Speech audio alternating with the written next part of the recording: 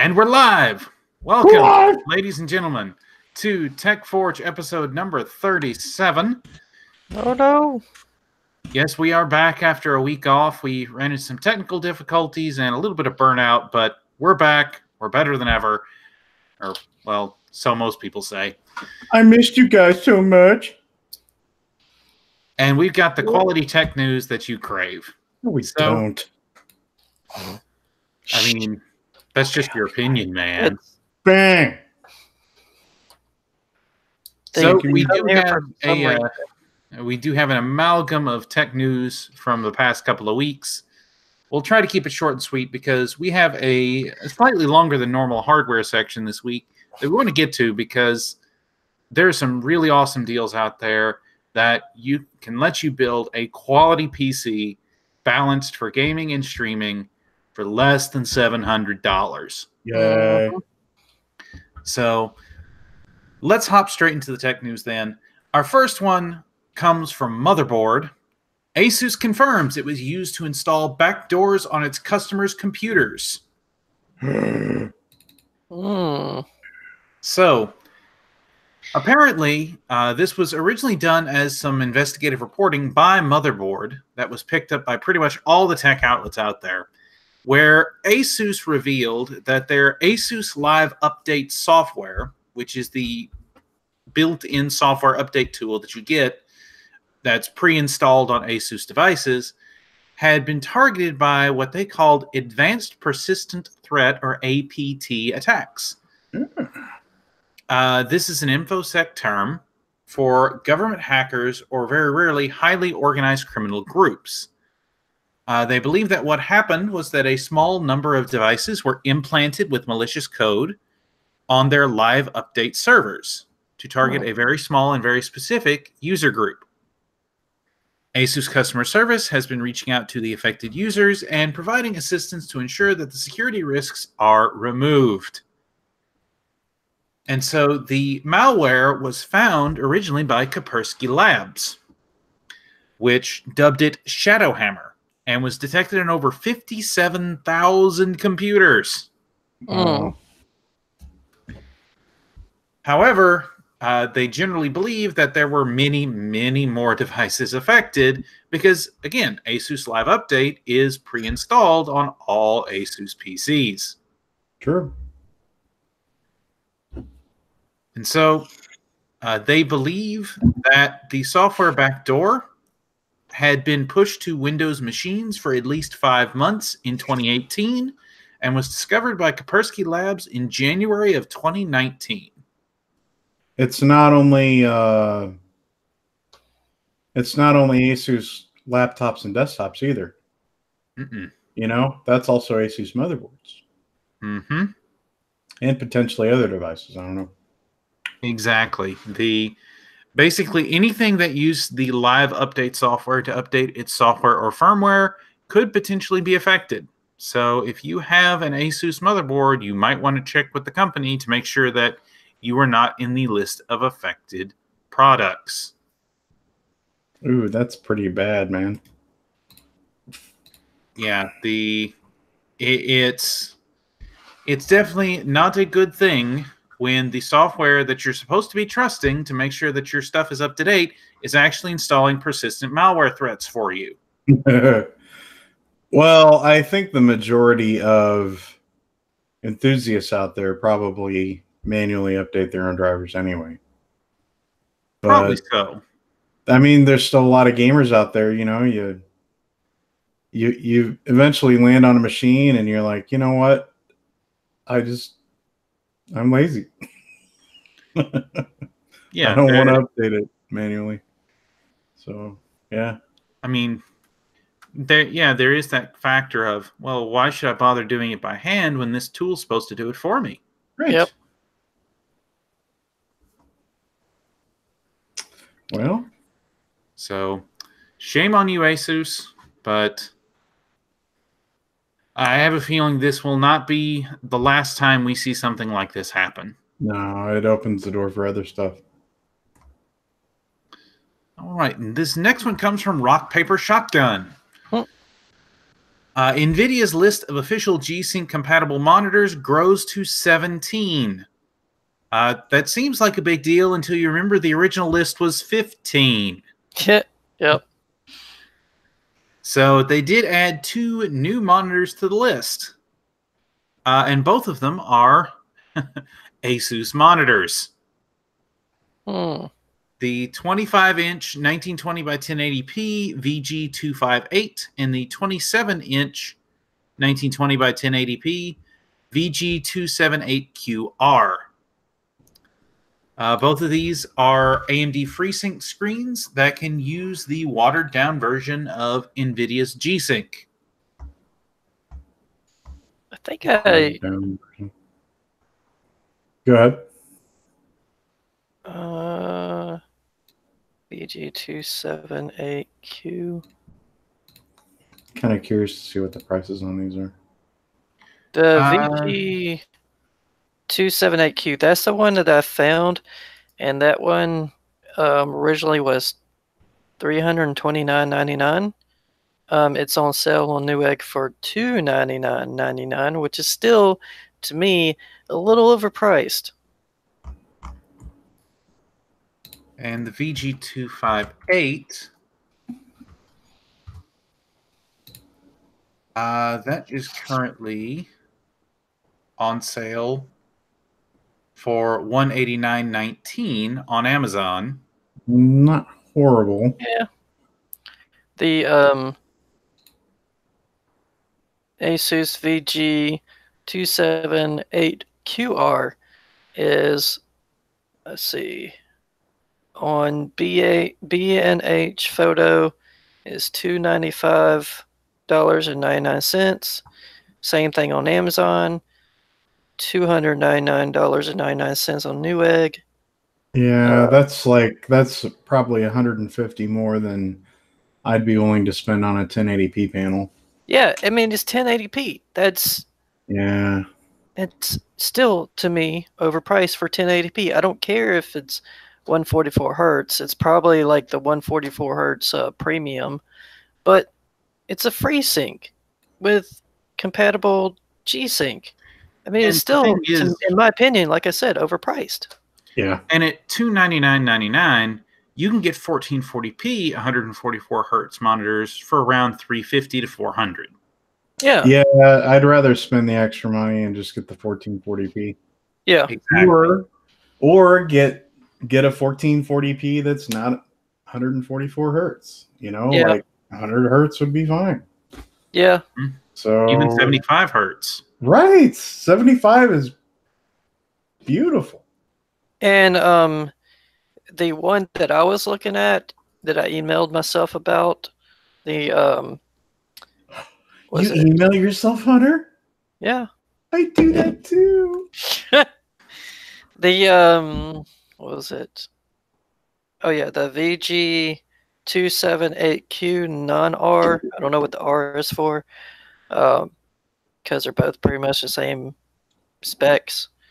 R is Radeon. Oh, okay. The reviews said that it's 100 hertz, not 144 hertz, and you can overclock it to 115, and some you can overclock to 120 or 125. This is the person. I probably shouldn't talk bad about reviewers, but it feels like he was nitpicking. Would not be surprised. Well, we know not everyone is a PC gaming enthusiast, and some people just want the stuff that, quote, just works. But, unfortunately, Apple stuff of late doesn't just work. Yeah. So it's been a long-standing problem and a well-known problem in the Mac community about the third-generation butterfly switches on the MacBook Pro keyboards. Basically, they fail repeatedly, and Apple has refused to acknowledge it until now. They get enough people together, or they have some massive class action lawsuit where they're forced to reveal something. Yes. It's ridiculous. Apple finally admits that, yes, in their words, we are aware that a small number of users are having issues with their third-generation Butterfly keyboard, and for that, we are sorry. The vast majority of Mac notebook customers are having a positive experience with the new keyboard. Mm-hmm. Again, it's classic Apple PR trying to spin and minimize the issue. Yeah. Right.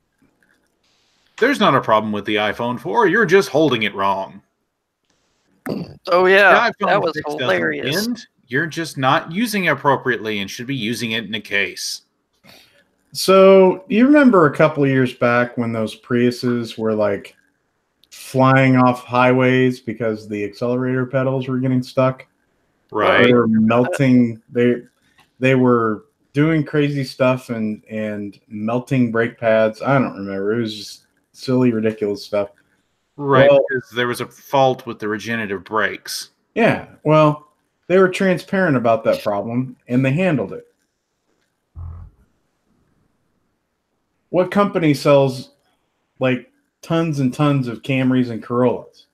Toyota. Yeah. Because stuff like that, you know, it builds strength and even more loyalty in a brand. I guarantee that there were a lot of potential customers that probably went to Toyota, or at least, you know, considered a Toyota in their vehicle purchase, probably because of that. And I can't understand. This is like another in a long list of mistakes Apple continues to make. I don't understand how they continue to treat customers like this after they charge a big premium for their products, and they still sell like hotcakes, man. I just don't understand it.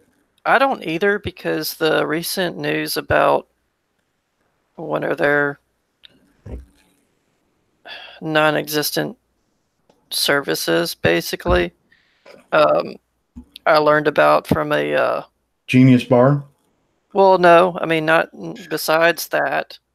It was if your iPhone is water damaged, if you don't back up your photos previously to the iCloud, they can't do anything. They refuse to repair, refuse to try, and say, nope, you're out of luck.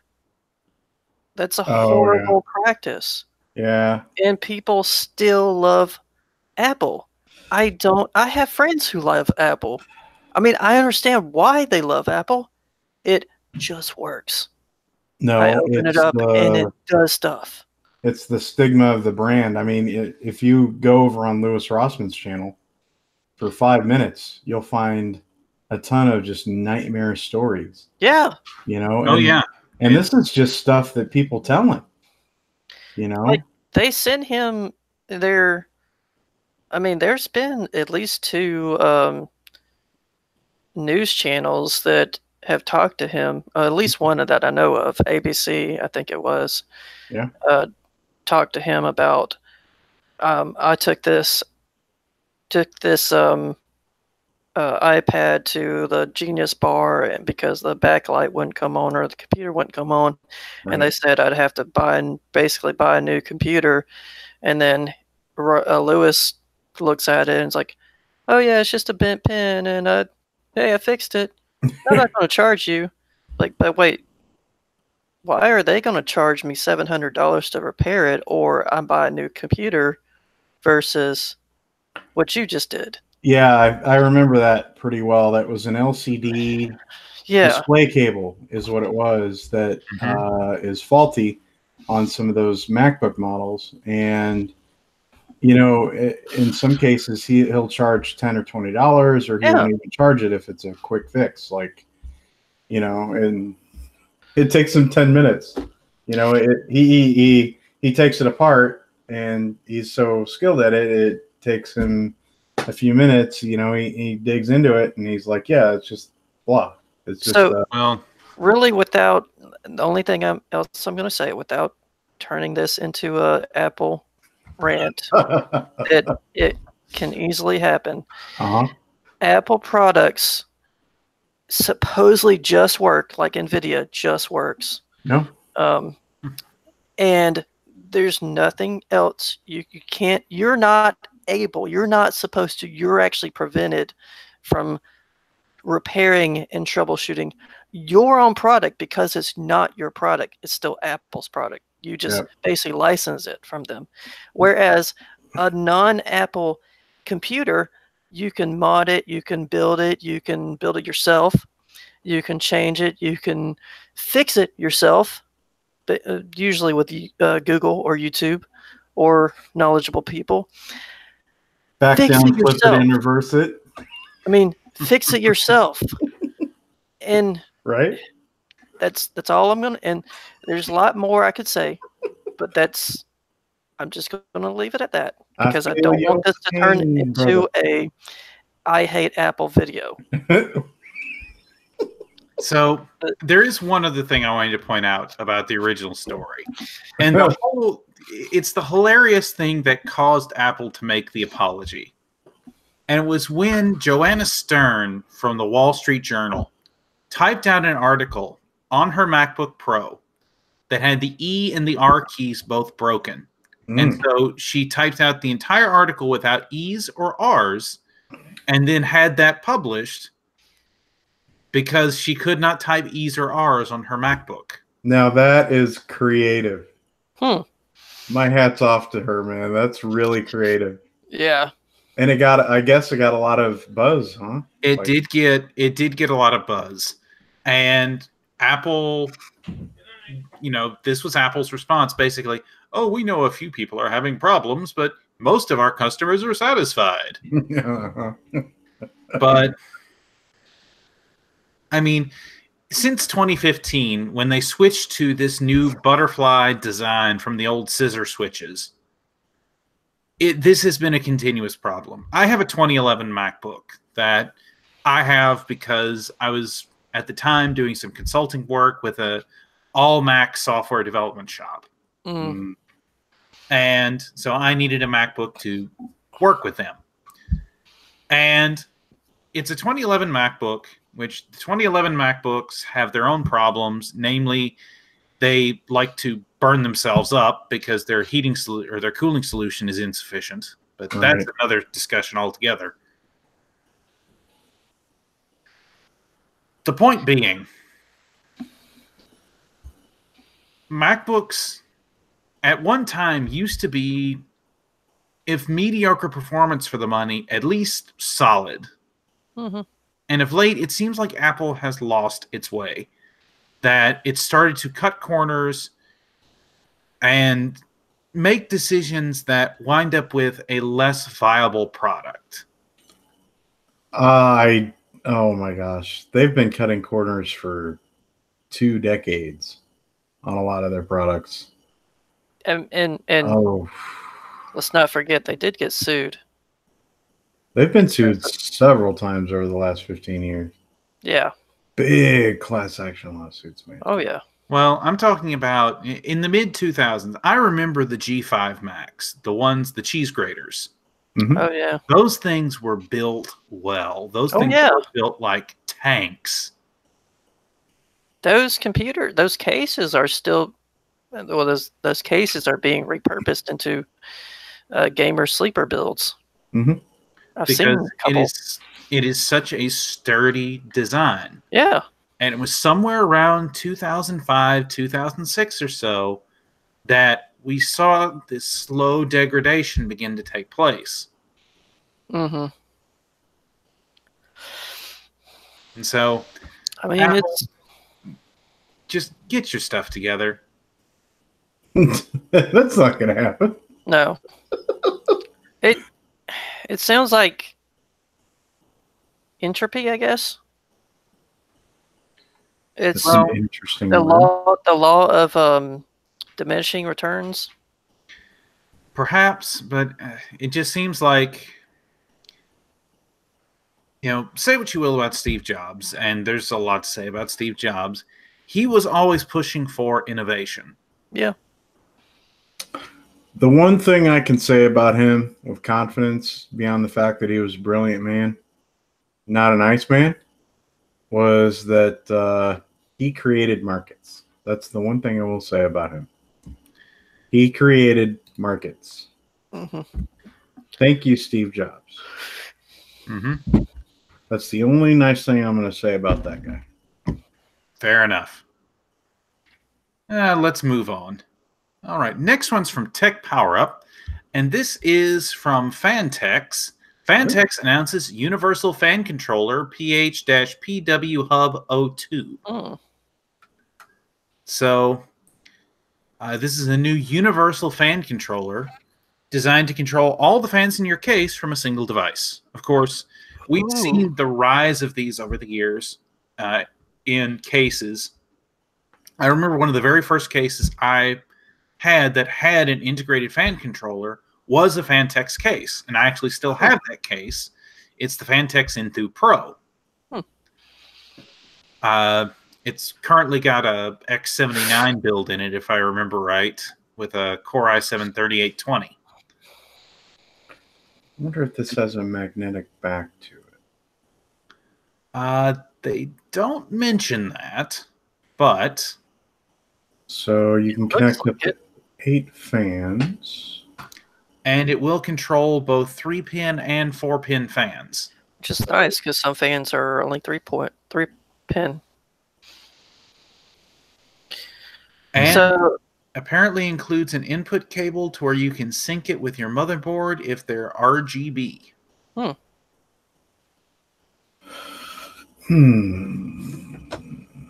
Sync it to your board if they're... But is there any soft fan control, though? Doesn't like mention if it does. So apparently it does have integrated magnets. So and it does come with a manual remote. So make of that what you will. So that's interesting. So pulse width modulation is usually controlled by percentage from some sort of a software solution, and whether it's in your BIOS or a separate controlling application within your operating system, and it's usually at a percentage. So that's interesting. So I wonder what. So they've got 3 speed settings: silent, balance, and performance. I don't know how I feel about that. Well, the good news is, if you're interested in this Universal Fan Controller Hub, the price is pretty good too. It's only $19.99. Yep. And comes with a 2-year warranty. That's not a bad deal, actually. I mean, especially when you compare it to competing solutions like the controller hub in the Corsair H or HI series that have the intelligent fan controller. Typically, those run about $50 a piece. Yeah.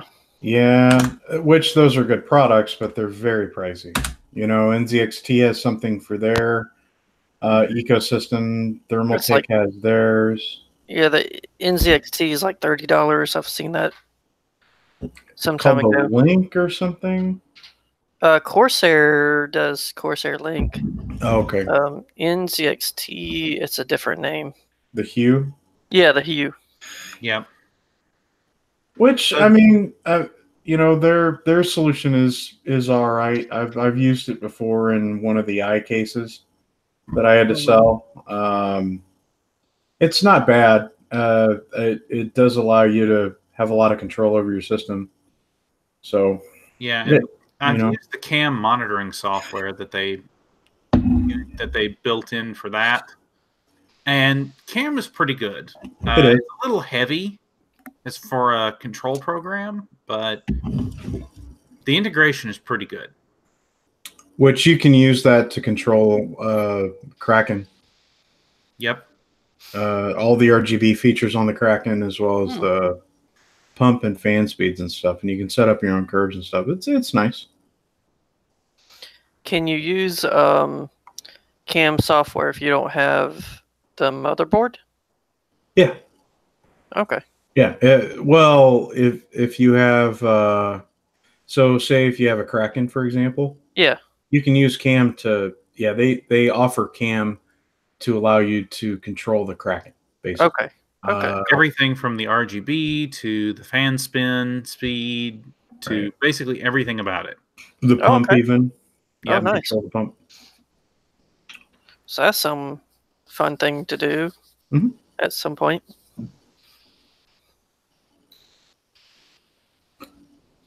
All right, so let's get into our... We didn't really have big topics this week, so I kind of grouped them by who they were related to. So we'll call this the Intel block of news. Because probably the biggest story to come out of the tech press this week was Intel's announcement of their second-generation Cascade Lake Xeon scalable processors, namely the ones that have up to 56 cores and Optane memory support. Yeah, we'll offer you up to 300 CPU cores on a single package, but they'll all run at like 50 megahertz. So 56, right? 56 cores, 112 thread. That's insanity. crazy. I don't even know what do you do with all that? I mean, not game. It's not for gaming. Enterprise. I mean, something like this would be horrible for gaming. I mean, the enthusiasts will try to do that. I mean, that's the people who do the X99 setup. Yeah, but the X99 processors you get at X99, while they are decently high for core count, they're also decently high for clock speed. So, okay. Yeah, your clock speed's going to run your gaming performance typically. Oh, okay, So this new highest end of the Intel Xeon Platinum family is the Xeon Platinum 9200. And, well, here, I'll just include this little graphic. I'll share it real quick from AnandTech. We'll present to everyone. So take a look here. They have a overview of the processor. Basically, it's designed to have 2 dies on a single socket and up to 2 CPU sockets on a board. And if that configuration looks awfully familiar, spoilers, that's exactly where I was going in my head. Spoilers, it's basically a Threadripper CPU or a Ryzen, 7501 type setup. Yep. And so Intel has seen the light, much like AMD did, and is seeing that multi-die is the way to go. And so with the Xeon Platinum 9200 family, which you can see down here, you can notice how AnandTech prices them. Arm, leg, that's awesome. foot, kidney. That's funny. But at the lowest end of the 9200 family, you have the 9221 with 32 cores, 64 threads. Gosh, that's awfully familiar. At 2.1 gigahertz base and 3.7 gigahertz boost for the turbo. 71.5 megabytes of cache and a 250 watt TDP. And that's the baby of the lineup. Right. If we jump all the way to the top for the Platinum 9282, the one that is the featured processor, it has 56 cores, 112 threads, a base frequency of 2.6 gigahertz, a boost turbo frequency of 3.8 gigahertz, 77 megabytes of L3 cache, and a TDP of 400 watts. I'm really wondering how that's, like Jason was talking about earlier, or one of us, how do you cool that? Water cooling. Yeah, I was thinking that. I was thinking custom water cooling. Or some sort of, if it's in a blade setup, it would have to be either water cooling most likely with a chiller, or phase cooling of some sort. Oh, or yeah. some kind of really crazy vapor chamber setup. Yeah, I want to say most of those blade racks are usually water cooled with some sort of a chiller. They'll have blocks, and then they'll they'll go through some sort of copper piping to some sort of an external cooler, which will have. Oh, you mean like a fan with like heat pipes, copper heat pipes to a copper block? Well, either that or I mean, you can get copper piping. Yeah. Or they'll have glass pipe. I mean, the tubing itself just carries the liquid, but then they'll have some sort of an external cooling box, I guess you could call it. That's either a mix of air conditioning with like radiators and stuff. I mean, it gets very industrial because when you're talking like a blade type setup, you're talking racks and racks and racks, and oh yeah, that's a lot of power consumption along with a lot of heat generation. So they have to have some very stout cooling setups for that. So yeah, that's a monster CPU right there. All of these are actually. And that wasn't the only thing that Intel revealed at their data center day. They also revealed a new version of Optane DC persistent memory. DC, of course, here being data center. But this is essentially Intel Optane put into a DDR4 form factor that acts as non-volatile RAM. Yeah, we've talked about this, in fact.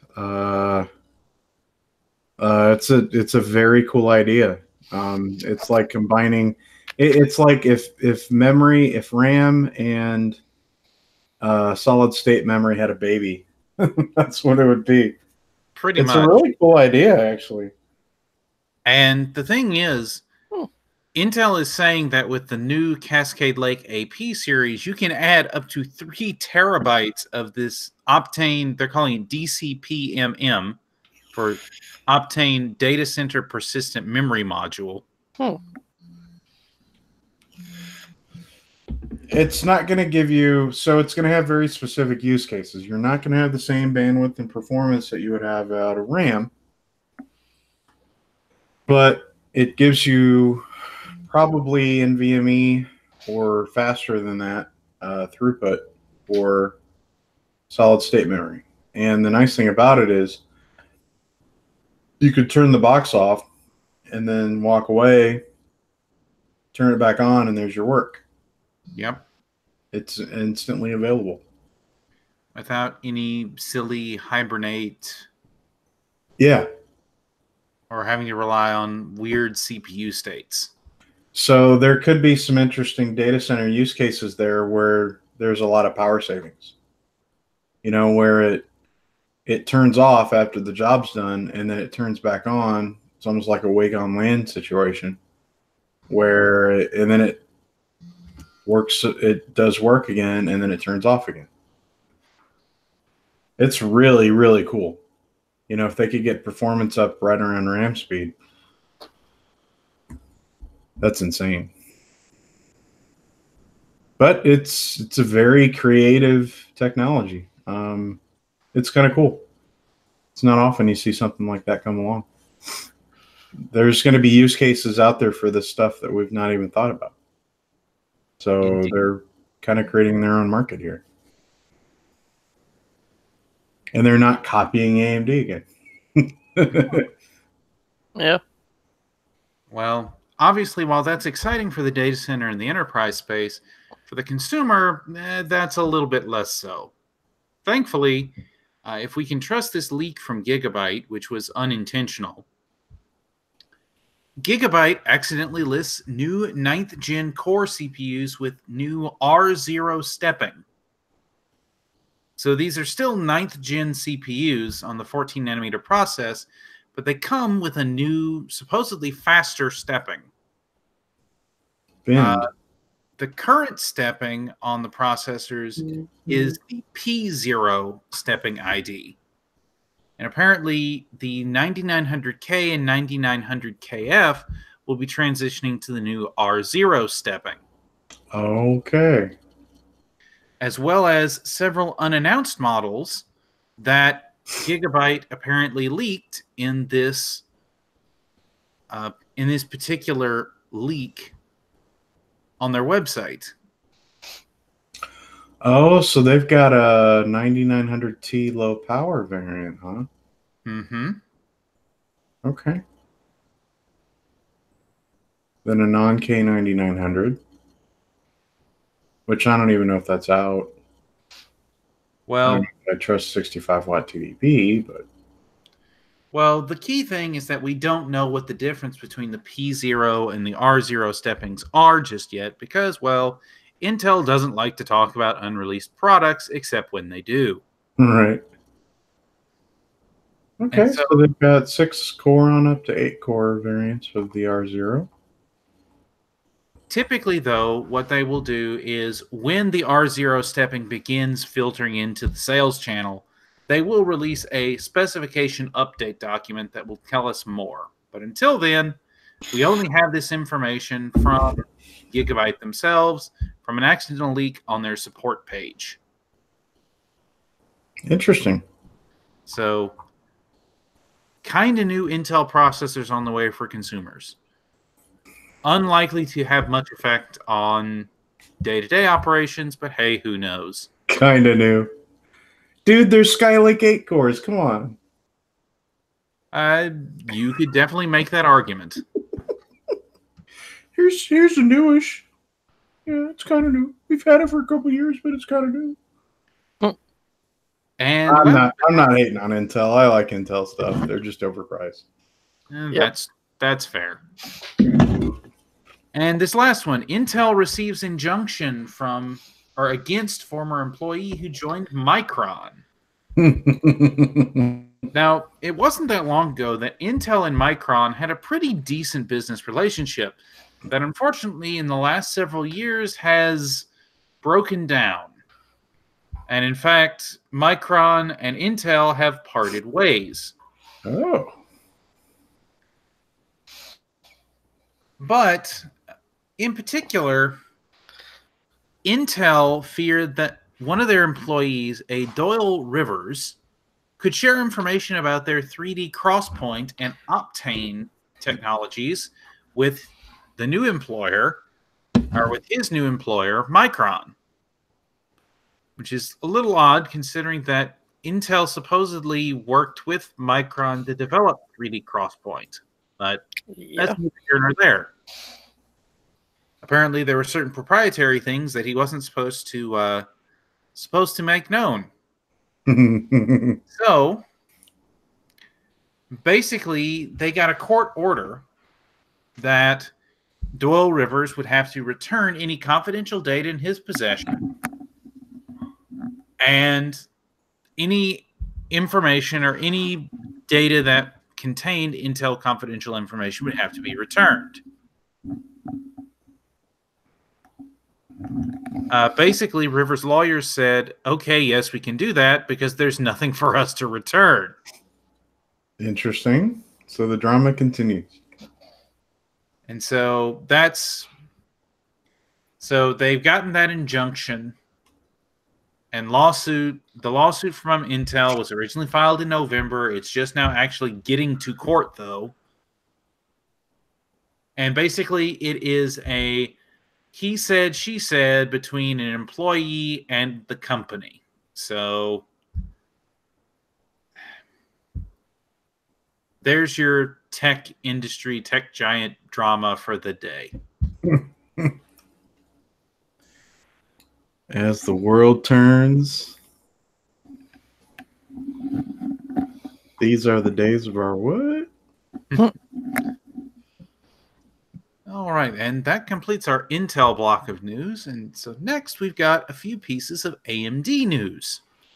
Again, probably the biggest piece we'll discuss first, and that is the fact that it was announced on April the 2nd that AMD President and CEO Dr. Lisa Su will be delivering a keynote address on new high-performance computing technologies at Computex 2019.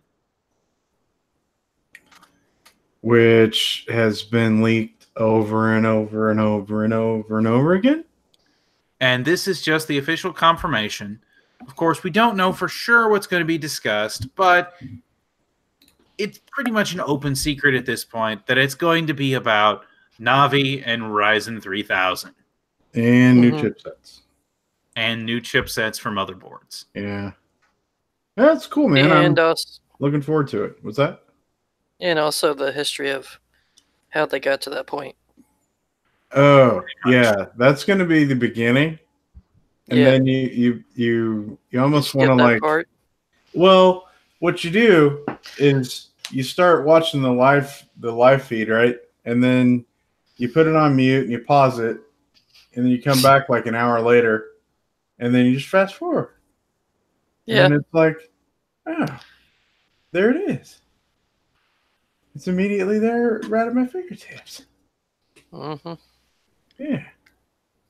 So keep your eyes open and mark it on your calendars. Monday, May the 27th at 10 a.m. from room 201 of the Taipei International Convention Center in Taipei, Taiwan. Taipei. So keep that in mind for when we will finally, hopefully, see some information for real about Ryzen 3000, Epic, and Navi. Cool. So we'll have a link down below in the description to the articles. We use one tab to collect all our articles into one nice, easy to use web page, so you can find all of them. But we link directly to the page from the Computex Taipei website. You just put a plug in there, Ned. That's a plug. And shamelessly so. And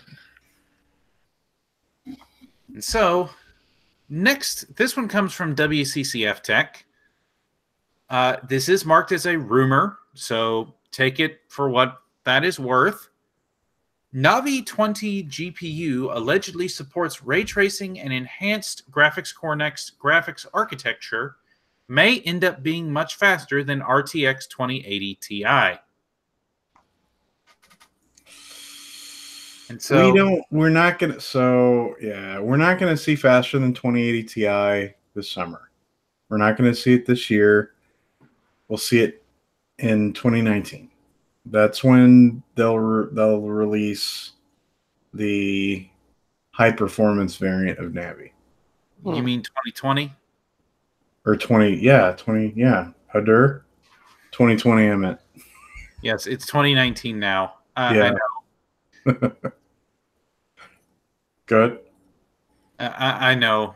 I have to remind myself every once in a while, yes, it is indeed 2019, and yes, 2020 is next year. Yeah. 2020 vision. This year they're going to release, if we're lucky, we'll see Navi reach parity with 2070. Hopefully. They're basically going to replace Polaris, essentially. You know, they're not going to release a super high-end variant of Navi. I would very much doubt that, especially since they just released the Radeon 7. It would be nice if they released a super high-end part, but I don't think they'll do that. I think they'll release, you know, something that will compete with most likely RTX 2070 and down, and hopefully some very disruptive pricing.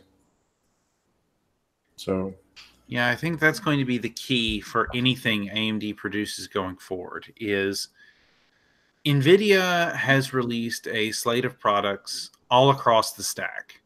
Yeah. And because they have done so, and because Navi is as late as it is, they're going to have to be disruptive in order to wedge their way back into the market. They have to be. I mean, they've over the past several releases, they've very much botched those releases. So if we look back, so Polaris was probably their last really good release with RX 480, but they botched Vega with pricing. They botched Radeon 7 with bad API driver issues that they're kind of still fixing. Very limited supply. Yeah, very limited. And it's unfortunate because when you look at Vega and you look at Radeon 7, it's actually pretty decent hardware. Even though they're not gaming cards, they game really well, but they completely botched those releases, man. And Navi's been delayed for a year or over a year now, and they need to get back mindshare, and they have to do something that will disrupt the market. And I think one really good tactic for that is approaching it the way they do with Ryzen.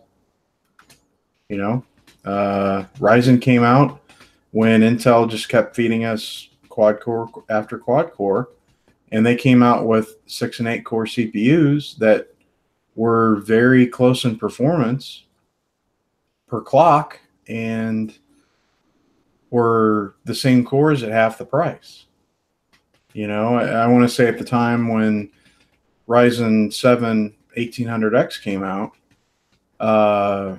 you know, their top dog 8-core 16-thread CPU, the closest Intel competitor was also 8-core 16-thread was over $1,000. 1800X was 500 at launch, and that was just unbelievable. And it either benchmarked as well in most use cases as that $1,000 processor or beat it in several. So that totally, they need something like that probably to completely disrupt the market. Now, the cool thing about this article, there's some bits and pieces in here that if you look at some other things in GCN, so if we pick apart enhanced GCN, for a long time now, GCN has been stuck at 4,096 stream processors, I think, and they have not been able to get over that hump. Now they've been able to bypass it somewhat with smaller nodes, and they've been able to increase clock speed quite a bit. But with GCN as an architecture base, they're stuck at 4,096 stream processors, which I think they're looking at ways around that, and I think that's what they're kind of hinting at here, enhanced GCN. If the reports are to be believed from some of the leaks we're seeing out of the consoles that will be using Navi, they're going to have better TDP. I do like the fact that they're kind of sticking with a GCN variant, which means that we'll likely still see good driver support for current GCN architecture. So that fine wine slogan will continue. The API will be different, but so that looks interesting. The other part of this that looks interesting is allegedly supports ray tracing. So, you know, obviously NVIDIA just announced how they're supporting ray tracing on non-RTX. And then there was that game engine demo where they were running ray tracing on a Vega 56. Right. So Crytek's CryEngine demo. Yeah, which looked really good. I think what we're going to see here, and NVIDIA is not going to like it because they've got proprietary ray tracing stuff. I think we're going to see ray tracing approaches with like Microsoft has that ray tracing API that can be run on GPUs that don't support it through hardware. I think we're going to start seeing approaches with ray tracing that can run on other GPUs, you know, and that'll probably come out of game engines and stuff like that. I'm excited for Navi. AMD needs it. They need a solid release. Since it will be incorporated into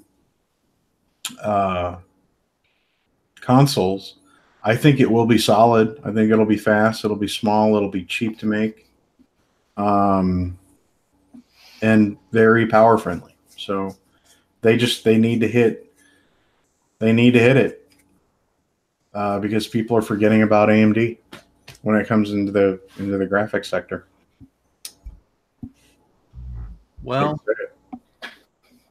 suffice to say, you're not the only one potentially excited about a AMD resurgence.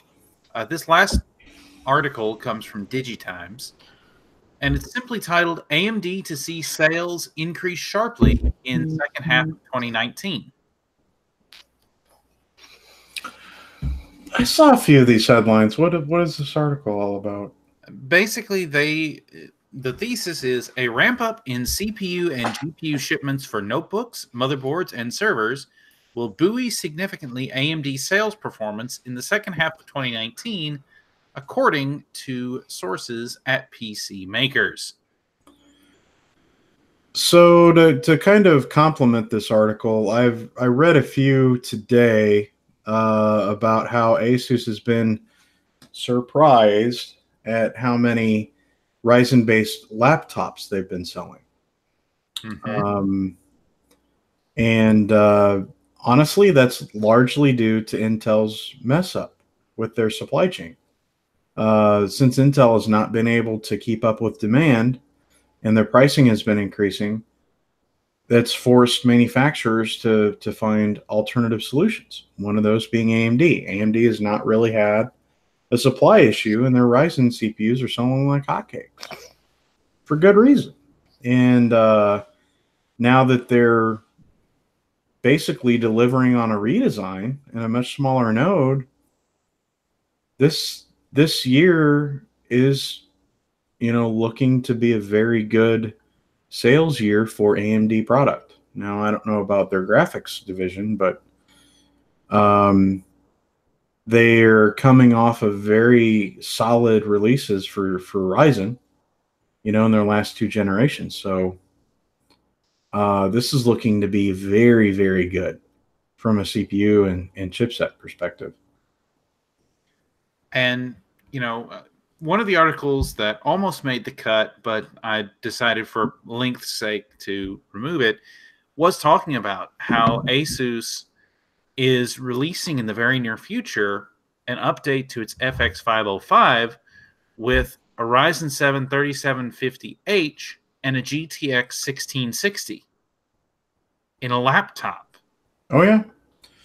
What you're going to start seeing is, and this has been the issue for countless generations of AMD mobile parts, is really the one of the big glaring issues is that manufacturers don't really know how to sell them properly, and they've never really had great sales numbers compared to Intel. So they'll outfit similar Intel CPUs that would compete in the same demographic with, they'll outfit the Intel design with better parts.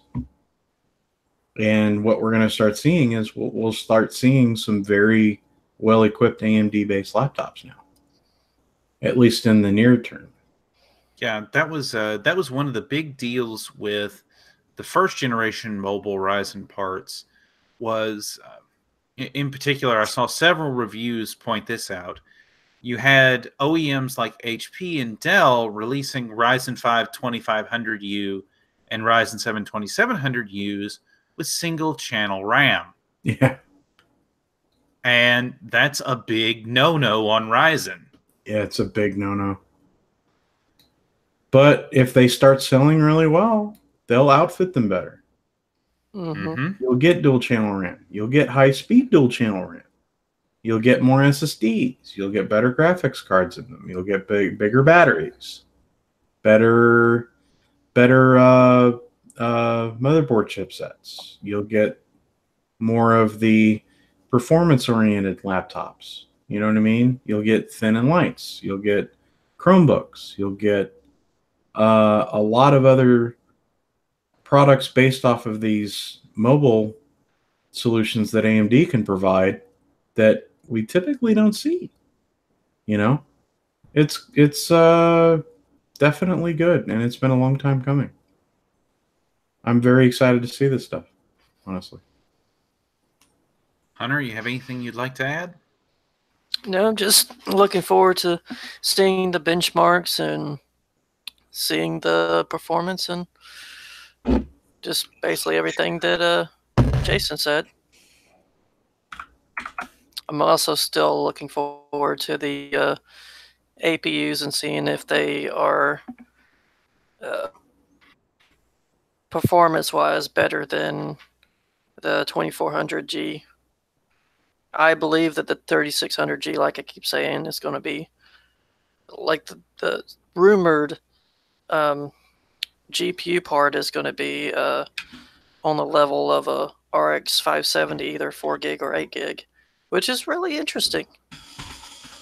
Yeah, I don't know about that one because unfortunately the Achilles heel of the next line of APUs is going to be DDR4 memory. Yeah, it's going to be the memory bandwidth. I remember the very first generation APUs. I still have an A8 3870K in a computer at my parents' house. Great everyday usage APU. And if you were willing to game at 720p at the time, which remember this was like 2012. Yeah. You could game in lighter titles at 720p well enough. In fact, I even experimented with some hybrid graphics. I had a HD 7750 that you could do the whole hybrid graphics thing. Yeah. It significantly improved the performance, but your 1% and 0.1% lows were terrible.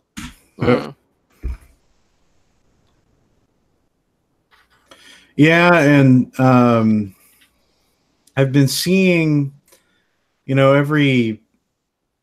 every couple years I'll see articles around how APUs are going to kill GPUs and all that stuff. It's not going to happen. No, it's not. At least not in the near term. It comes back to the fact that the memory for the graphics part of a CPU is your system RAM, and your mainstream and higher end GPUs have a memory subsystem built into them that is dedicated specifically for high bandwidth, low latency performance. And you're not going to get that for system RAM. DDR5 significantly outperforms DDR4 in terms of bandwidth and latency. So, and now you can get, HBM, DDR6. So with that in mind, you'll have APUs that are strong performers, but until system RAM gets faster or more diversified, it's not going to happen. You'll always have that back end. And, now they're starting to show off stuff like 3D stacking, which is cool. But the problem with that is, you can have, say, your GPU, CPU, maybe an HBM or DDR5 module stacked on top of each other. The problem is your items that are on the lower parts of the stack are going to run hot. They're going to run very hot because they're consuming heat from the rest of the stack. Now, heat will rise, but at the wattage that in the frequency that the heat's getting generated, you're having heat generated on each part of the stack. So you're not going to really see desktop variants of that until they get those issues figured out. It's a great technology, and it's a way of fitting a lot of a lot of hardware within a small package, but you're going to see that stuff in laptops and mobile solutions well before you'll see it in desktop. Agreed. Okay. Our GPUs are here to stay for a while, thankfully. But yeah. Yeah. A shoe. And dedicated GPUs are better than APUs for performance and everything. But there's some nice stuff coming on the horizon. DDR5 is coming. Yes, it's still a year or two off, but it is coming, and with that, there is promise of good APU, well, better APU. Well, until we can get that DDR5, we're always going to be looking for the next great deal on DDR4. And thankfully, there is a really good deal this week, and this is going to be using this as our segue into our hardware segment. Let's go ahead and share this. This is from Newegg. Ned loves the segues. He's like a segue master. And so we have here the Team T-Force Vulcan 16 gigabytes of DDR4 3000 RAM for just $79. That's a crazy price, man. And the red version, the red and black color, is about $85. Yeah, so it's if you want the Go Fast Red version, it's $5 more. You know, cops might pull you over. It's crazy to think that this same RAM kit probably went for like $180 not too long ago. Well, we've talked about this RAM kit before. Have we? And it was like, and it was like $110 last time we. Yep. One of the last times we talked about it, $109.99. This is true. And that was a good deal, you know, at the time. And that was only 2 or 3 months ago. Yeah. That's a pretty significant price drop in that length of time. And the thing is, this is not the only $80 DDR4 3000 16 gig RAM deal I've seen. Gale Evo Spear is at this price routinely.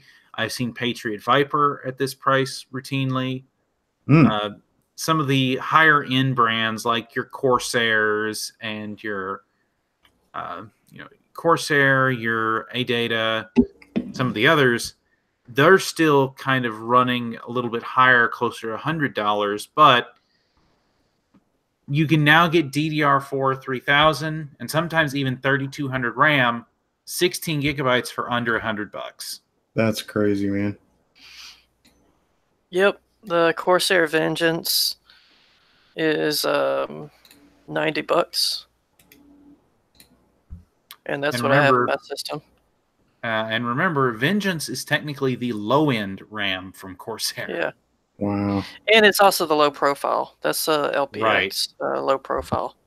So if you have a taller heatsink or a one that has one of the top, not the tower kind, but the one that's low profile that has a big fan on it.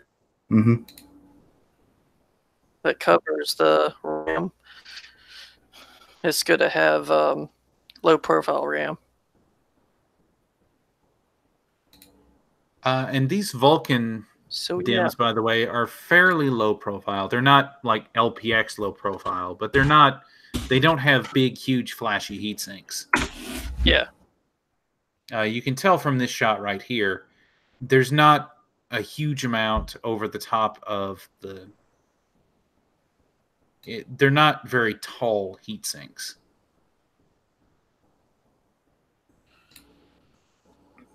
All right, so the next deal, and this is a solid deal just regardless. Yeah. Anytime you can get a 1 terabyte NVMe drive for right around $100 I just keep coming back to the fact that it was only about 3 or 4, maybe about 5 years ago now, that I bought a 90 gig SSD for about this same price, and I thought I was getting a good deal on a Black Friday deal. Which you probably were, you know? And now the fact that in the middle of March, I can get this Crucial P1 1 terabyte NVMe SSD for $105 shipped from Amazon.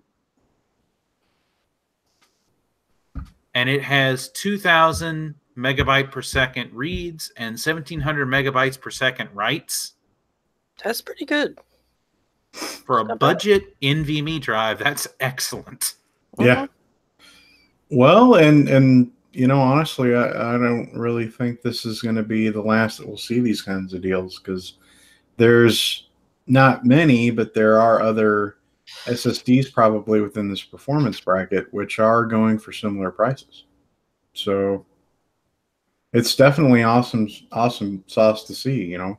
I don't know how much farther they'll come down in price, but to see 1 terabyte SSDs, even if they're SATA, at $105, that's just insane, man. Yeah. Agreed. Like the 500 gig SATA M.2s are under $100 now. That's crazy. Yeah, I was just kind of messing around online the other day, and I was surprised to see 500 gig SSDs going for $40 to $70, you know? Yeah. And those are, and I'm looking at a mix of everything. SATA, 2.5 inch, external, M.2. So it was good to see. That Intel 660p has been very tempting.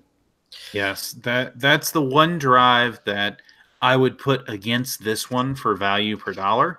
Mm-hmm.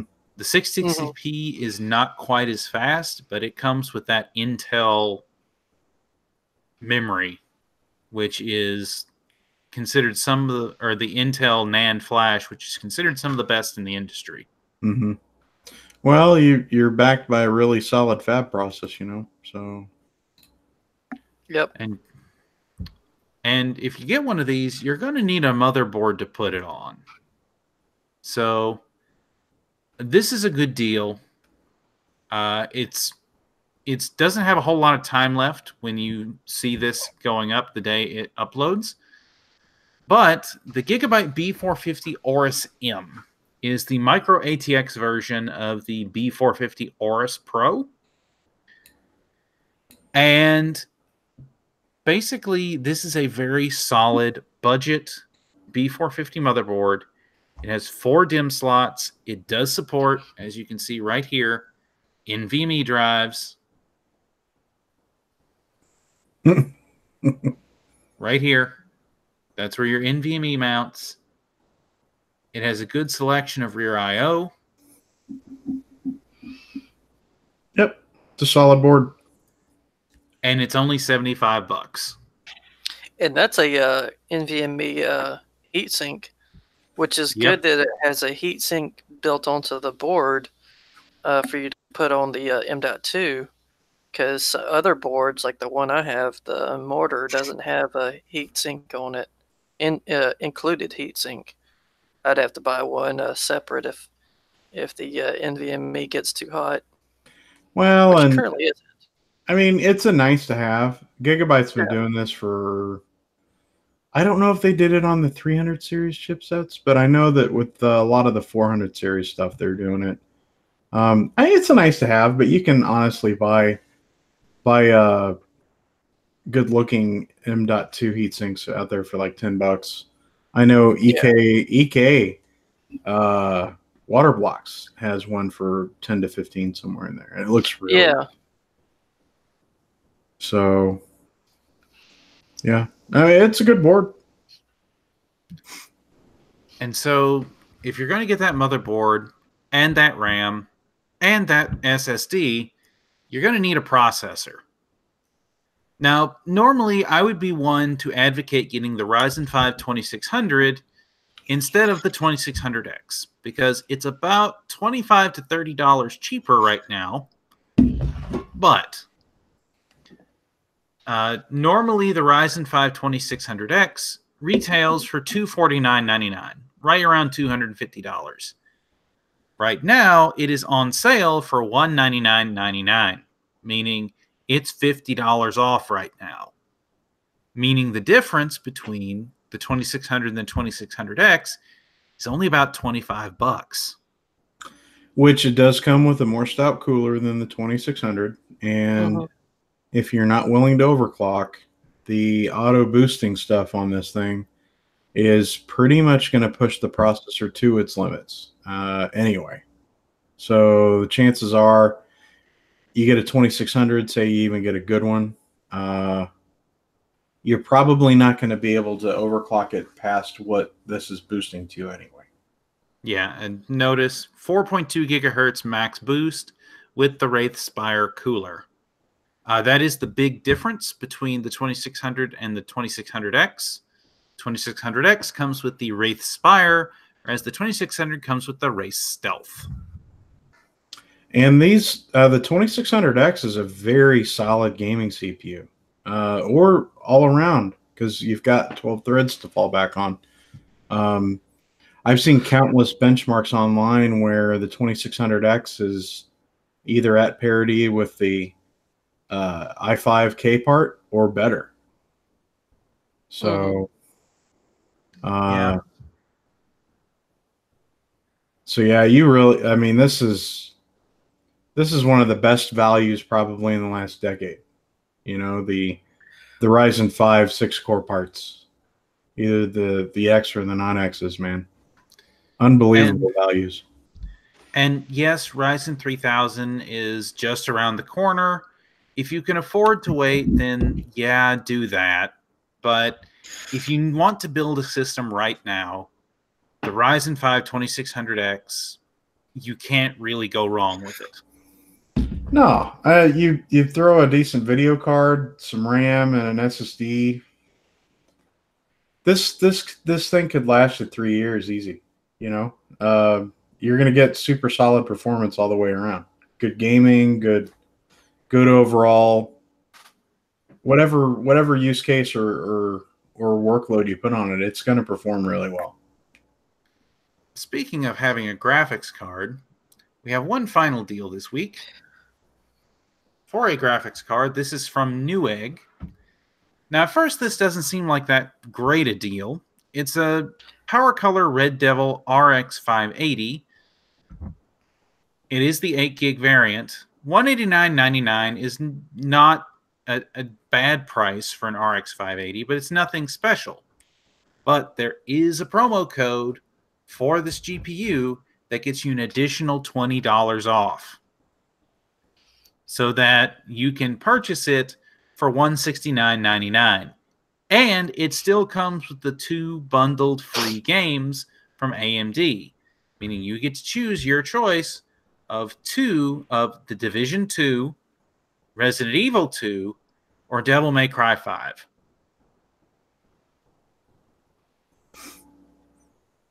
That's a super solid deal, because that's one of the, I want to say that's one of the boosted aftermarket variants of 580. Give me just a second. So probably value, if you look at some of the value benchmarks of frame per dollar value, it's probably at parity or maybe slightly better than GTX 1660 at that price point. For those wondering, the promo code for the PowerColor Red Devil RX 580 is a EMCSTYTY3. That's Echo Mike Charlie, Sierra Tango Yankee 3.